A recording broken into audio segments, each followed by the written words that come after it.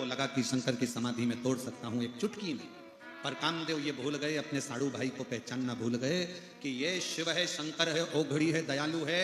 शंकर भगवान के लिए कामदेव ने कहा इनके पास कुछ नहीं है, पर कामदेव को ये नहीं मालूम कि रावण को सोने की लंका दे देते हैं, भस्मासुर को आशीर्वाद भस्म होने का दे देते हैं, जो अंधकासुर को भी पताल लोक दे देते हैं, जो चोर को कुबेर बना देते हैं, जो भगवान नारायण को लक्ष्मी दे देते हैं, वो साधारण शंकर नहीं है जो आता है अपने पास भले कुछ ना हो पर सबको दे देते हैं।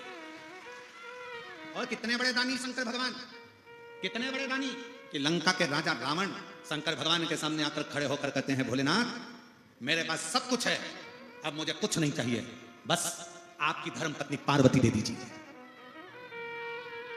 लंका का राजा रावण कहता है कि आपकी धर्मपत्नी पार्वती दे दीजिए।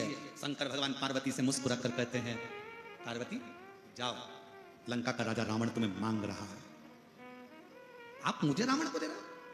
पार्वती जी कहती है आप मुझे रावण को दे रहे हो? तो क्या हुआ पार्वती, एक मां क्या बेटे के घर नहीं जा सकती है? एक मां क्या बेटे के घर नहीं जा सकती है?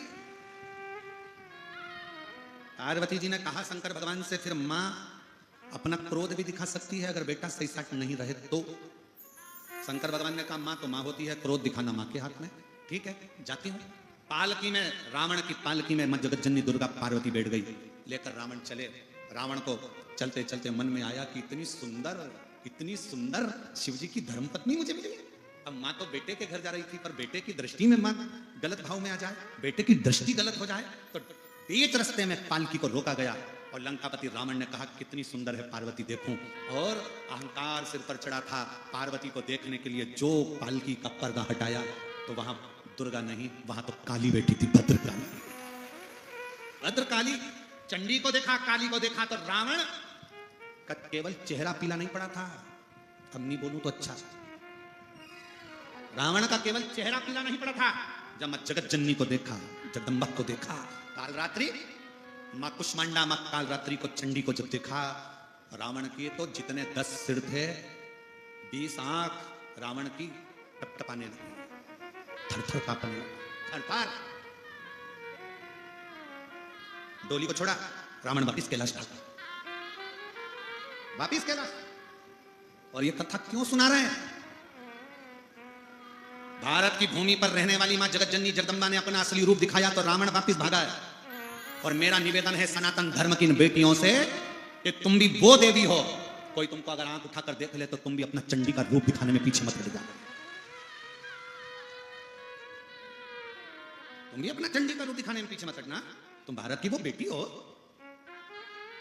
रावण भागा, कैलाश पर गया, शिवजी के पास, शंकर भगवान नेत्र बंद करके बैठे थे, रावण चिल्लाया हर हर। तो तुम क्यों चिल्ला रहे हो? रावण चिल्लाया था, रावण फिर चिल्लाया हर हर महादेव। जैसे रावण चिल्लाया शंकर जी के नेत्र खुल गए। शिवजी ने पूछा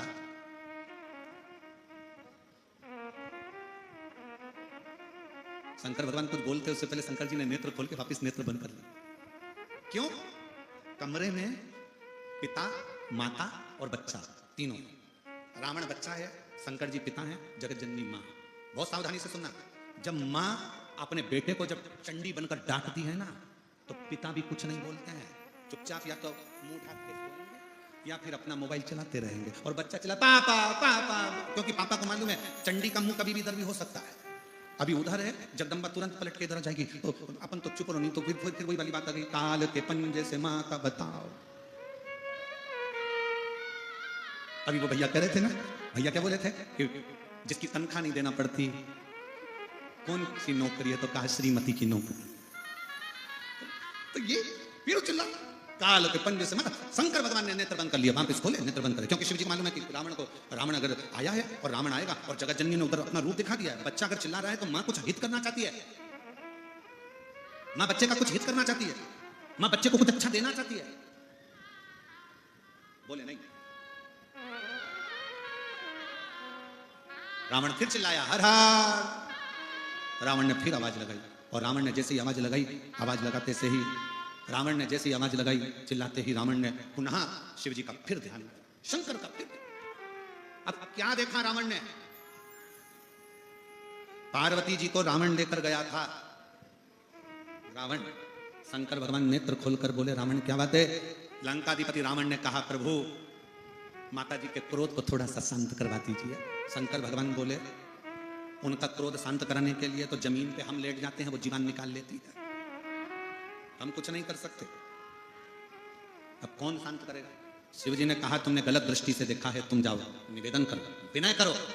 माँ का हृदय बड़ा कोमल हृदय होता है। दुनिया में सबसे ज्यादा कोमल अगर कोई है तो वो जगत की माँ है। दुनिया में सबसे ज्यादा कोमल है तो वो घर में रहने वाली बूढ़ी माँ है।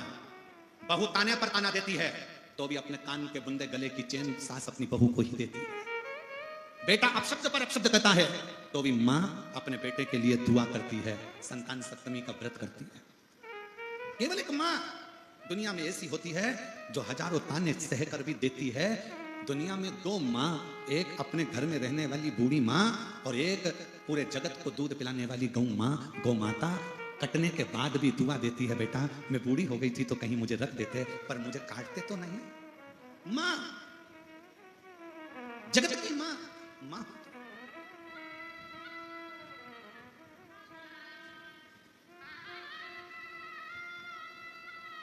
पर लोग नहीं समझ सकते, लोग नहीं समझ सकते।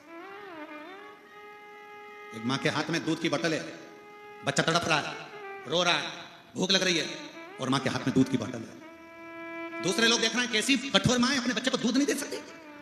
पर माँ जानती है दूध की बोतल में जो दूध भरा है ना बहुत गर्म है, मेरा बच्चे का मुंह जल जाएगा। बच्चा भी नहीं समझ पा रहा है कि मेरे माँ के हाथ में दूध रखा है तो देती क्यों नहीं है। आस-पास के लोग कह रहे हैं माँ के हाथ में दूध रखा है, बच्चे को पिलाती क्यों नहीं है।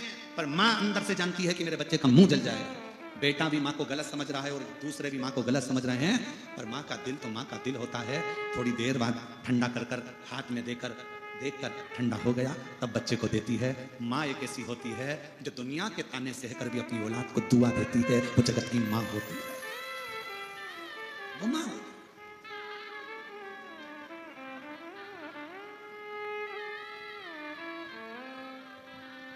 एक अवस्था बूढ़ी माँ की आती है जिस समय उसकी आंखें भी थक जाती है, दूध की बोतल हाथ में है तो भी नहीं देती है। वो माँ दूर खड़ा है,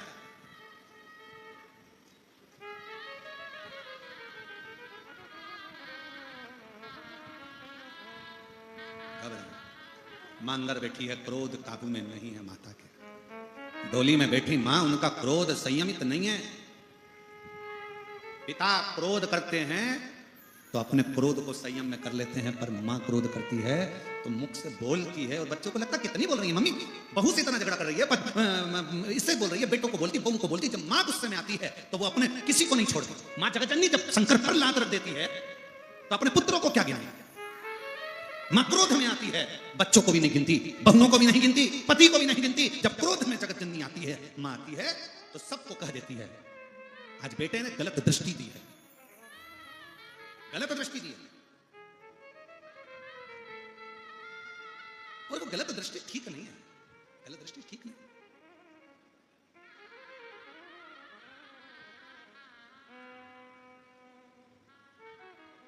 दूर खड़ा रावण स्तुति गा रहा, स्तुति।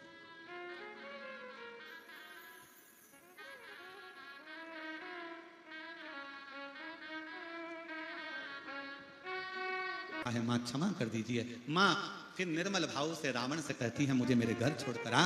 रावण जगत जननी को फिर शिव जी के पास छोड़कर आते हैं। बड़े दिल से बाबा कथा कहती है। भगवान शिव का आनंदमय भाव लंकापति रावण ने दर्शन किया। गौरी शंकर विराजमान होते हैं, सुंदर कुंदकेश्वर महादेव पधारते हैं। जोरदार ताली बजाकर स्वागत करिएगा। और बड़े आनंद के साथ भगवान शिव जी के मंगलमय कथा आज 5-6 दिन की विराम ले रही है। कल कथा का छठा दिवस रहेगा। कल कथा की शिवरात्रि का भी प्रसंग रहेगा।